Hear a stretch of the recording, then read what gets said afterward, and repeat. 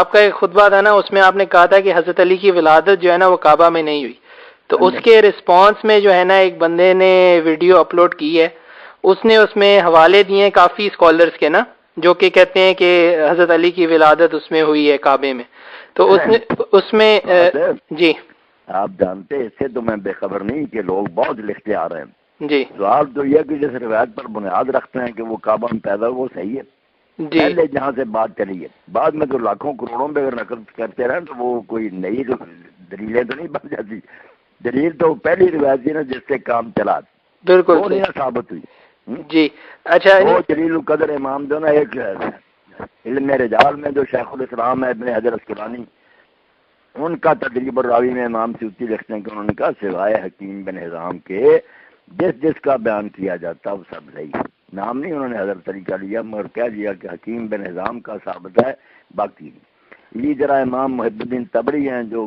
بہت بحرم شریف کے امام رہے، ان کی کتاب ہے القراء لقاصد ام القرى حج کے مسائل پر، وہ بھی جب لکھتے ہیں نا کہ میدان عرفات میں ہزاروں آدمی غلام جن کے گلوں میں لٹکڑی کی سختیاں کہ یہ اللہ کے لیے آزاد ہیں، وہ حکیم بن حزام نے آزاد کیے تھے، تو وہ ان کے تذکرے میں پھر لکھتے ہیں حضرت خدیجہ کے بھتیجے جنم کہ یہ صرف کعبہ میں پیدا ہوئے ہیں، ان کے علاوہ کسی بندے کی ولادت کعبہ میں ثابت نہیں ہوئی۔ بڑے بڑے شیعہ دوست آئے، وہ کہتے ہیں آپ یار حضرت علی کو اتنا مانتے ہیں، مجھے یہ بات نہیں مانتی، مگر میں نے کہا یہ حضرت علی اس کے محتاج ہیں، اس سے صرف اگر فضیلت ثابت ہوتی تو نبی علیہ السلام نہیں پیدا ہوئے، پھر منہ دیکھتے رہ جاتے۔ میں کہتا اگر یہ واقعی کوئی فضیلت ہوتی تو نبی علیہ السلام اس کے سب سے زیادہ مستحق۔ جی اچھا مولانا صاحب اس طرح ہے نا کہ اس نے بیسیکلی جو ریفرنس دیے نا ابو حاکم نیشا پوری، ابو عبداللہ الحاکم نیشا پوری جی انہیں کی مستدرک ہے نا، جی مستدرک، تو انہوں نے کہا کہ یہ متواتر ہے، وہ لکھتے ہیں کہ بھائی یہ روایت جو ہے نا متواتر ہے جی کہ علی رضی اللہ عنہ پیدا ہوئے۔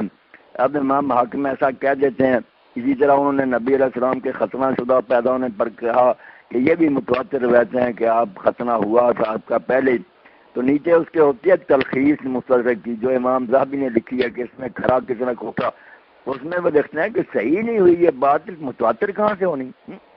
نہیں لیکن مولانا صاحب اس نے پھر علامہ ذہبی کی تلخیص مستدرک کا بھی حوالہ دیا ہے کہ اس میں بھی انہوں نے لکھا ہے کہ جو ہے نا یہ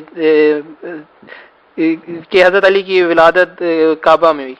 اب اس نے جو ایک منٹ حوالہ دیے وہ نکال دیں گے دیکھ لیں گے، تلخیص میں ان کا طریقہ یہ کہ کبھی تو وہ صرف جو حاکم نے لکھا نا اس کا خلاصہ، تلخیص نام ہی ہے نا کہ بالکل وہ اس کی بات نقل کر دیتے ہیں، کوئی ریمارکس نہیں دیتے، کئی ریمارکس بھی دے دیتے ہیں، تو بات تو لینی کہ حاکم کی جو روایت ہے وہ کیسی ہے، جی اس پر نشان لگائے ہوئے میں نے کہ نہیں ٹھیک ہو۔ جی صحیح ہے، نہیں وہ تو صحیح ہے کہ ادھر تو میرے خیال سے زیادہ اسکالرز جو نام لیا تھا نا اس نے پھر ملا علی قاری کا لیا تھا، انہوں نے بھی یہی لکھا تھا کہ مستدرک میں ہے کہ حضرت علی کی پیدائش اس میں ہوئی، آگے انہوں نے کوئی اس پہ یہ نہیں کہا کہ یہ ضعیف ہے یا یہ صحیح ہے، کچھ بھی نہیں۔ جی ملا علی قاری دوسرے لوگ نقل کرتے جاتے ہیں، جو بڑے امام تھے نا جنہوں نے حدیثوں کو پرکھا ان کے حوالے دے دیے میں نے۔ علامہ سیوطی نے جو راویوں پر کتاب لکھی تدریب الراوی، اس میں وہ کہتے ہیں کہ شیخ الاسلام ابن حجر اسقلانی کہتے ہیں کہ سوائے حکیم بن حزام کے جس کا ذکر ہے نا اشارہ علی رضی کی طرف ہے، وہ سب ضعیف ہے، حکیم بن حزام کا پیدا ہونا ٹھیک ہے۔ اب حکیم بن حزام سے ہمیں کوئی دلچسپی حضرت علی سے بڑھ کر، مگر وہ سچ ہے کہ ماں ان کی جمعرات کو دروازہ کھولتا تھا بیت اللہ کا، عورتیں جاتی تھی زیارت کے لیے، وہ ان کے لیے دن مخصوص گئی تو وقت آ گیا بائی چانس حکیم وہاں پیدا ہو گئے۔ ٹھیک ہے اچھا اس کے علاوہ انہوں نے یعنی کہ میں وہ دور میں بھی اب شاہ ولی اللہ رحمۃ اللہ علیہ نے المرتضیٰ لکھی ہے، ابو الحسن ندوی نے لکھی ہے، وہ سارے کہتے ہیں کہ پیدا ہوئے ہیں، مگر میں کہتا ہوں یار بنیاد دلیل پر ہونی چاہیے، جب بڑے بڑے علماء نے رد نہیں کر دیا کہ نہیں ہوئی، جی یاد ہوتا نا کہ میں ہی چنا رد کرتا پھر بات تھی۔ جی ابن حجر اسقلانی محب الدین تبری ایسے بڑے بڑے امام لکھتے ہیں کہ نہیں حکیم کے علاوہ نہیں کسی کی ثابت ہو۔ اچھا ادھر انہوں نے کیا کہتے ہیں ان کا نواب صدیق حسن کا بھی لکھا ہوا ہے کہ انہوں نے بھی کہا ہے کہ صاحب کہیں یا اور بھی عزیز عالم کہیں، بات تو اسی پر ہوگی کہ جو حاکم نے روایت لکھی نا راوی جس کے ساتھ لکھے ہیں وہ پرکھنی ہے۔ اچھا اس میں جو ہے نا انہوں نے ایک اور بھی ریفرنس نے دیا تھا کہ حافظ ابن عدی نے جو ہے نا روح بن صلاح کو ضعیف قرار دیا ہے، پتہ نہیں یہ کس یہ اسی کی روایت میں آتا ہے، یہ کس نے ریفرنس لیا؟ یہ اسی لڑکے نے نا کہ کہتا کہ ابن عدی نے کیا کہا؟ ابن عدی نے کہا کہ روح بن صلاح جو ہے نا وہ ضعیف ہے۔ یہ حافظ وہ نہیں، رو ہے نا لفظ، اچھا روح، رو بن صلاح ضعیف. جی میں اب مستدرک نکال کر دیکھوں گا نا کہ وہ راوی کون ہے جن پر میں نے نشان لگایا ہوا. اس نے جو روایت لکھی حاکم نے، جس میں علی علیہ السلام کا بھی لکھتا، جی اس میں وہ کہتا کہ مجھے یہ خبر دی ابو بکر محمد بن احمد بن بالوہ نے، اس کو بتایا ابراہیم بن اسحاق الحربی نے، وہ کہتے ہیں مصعب بن عبداللہ نے. تو عبداللہ نے پھر نسب بیان کی، مصعب نے نسب بیان کیا حکیم بن حزام کر. اس نے کہا کہ اس کی ماں فاختہ ہے اور اس نے حکیم کو کعبہ میں جنا، وہ حاملہ تھی تو پھر وہیں پیدائش ہوگی. اور ساتھ ہی اس نے کہا کہ اس سے پہلے اور اس کے بعد کعبہ میں کوئی پیدا نہیں ہوا. اچھا اس پر حاکم کو دکھ ہوا کہ مصعب نے یہ بات کیوں لکھ دی ہے. تو کہتا نہیں، اس میں اس کو وہم ہو گیا. حکیم کا رد نہیں کیا، کہتا جو کہتا ہے نا کہ اس کے علاوہ کوئی نہیں پیدا ہوا. قال الحاکم وہم مصعب فی الحرث الاخیر، آخری بات میں اس کو مغالطہ لگا. فقط تواترت الاخبار نا فاطمہ بنت اسد ورثت امیر علی بن ابی طالب کرم اللہ وجهہ جعفر کعبہ، کیونکہ متواتر روایتیں ہیں کہ فاطمہ بنت اسد حضرت علی کی والدہ نے امیر المومنین کو کعبہ میں جنا. یہ حاکم بھی شیعی ہے اس میں، اس لیے کہتا کہ یہ اس نے نہیں ٹھیک کہا، حکیم کی بات کو نہیں رد کیا کہ حکیم والا معاملہ ٹھیک ہے، مگر جو کہہ دیا نا کہ اس کے علاوہ نہیں کوئی پیدا ہوا، وَلَمْ يُولَدْ قَبْلَهُ وَلَا بَعْدَهُ فِي الْكَعْبَةِ سے اس کو رد کرتا. اب میں پڑھتا ہوں یہ القراء لقاصد ام القرآ امام محب الدین تبری کی. وہ لکھتے ہیں حکیم بن نظام و بولدہ فی الکعبہ 520 اور 521 کعبہ میں پیدا ہوا. ذرا یعد احد ورد فی الکعبہ غیر، اور کسی کے بارے میں نہیں یہ علم ہوا کہ وہ کعبہ میں اس کے سوا پیدا ہوا. یہی بات تدریب الراوی میں امام سیوطی نے شیخ الاسلام ابن حجر سے نقل کیا کہ حکیم کا پیدا ہونا صحیح ہے، باقی جس کے بارے میں بھی کہا جاتا وہ ضعیف. ٹھیک ہے. اچھا یہ آپ نے وہ کہا تھا کہ وہ جو ابو حاکم کی جو روایت ہے اس میں بھی آپ بتائیں گے جس میں حضرت علی کا ذکر ہے، کون ضعیف؟ نہیں وہ کوئی نہیں، میں نے دیکھی ملی نہیں. اچھا حضرت علی کے حالات میں پڑھا اس نے تو پیدائش والا قصہ نہیں ذکر کیا. یہ حکیم بن حزام کے تحت ہی نا ٹھیک ہے، یہ بات کی.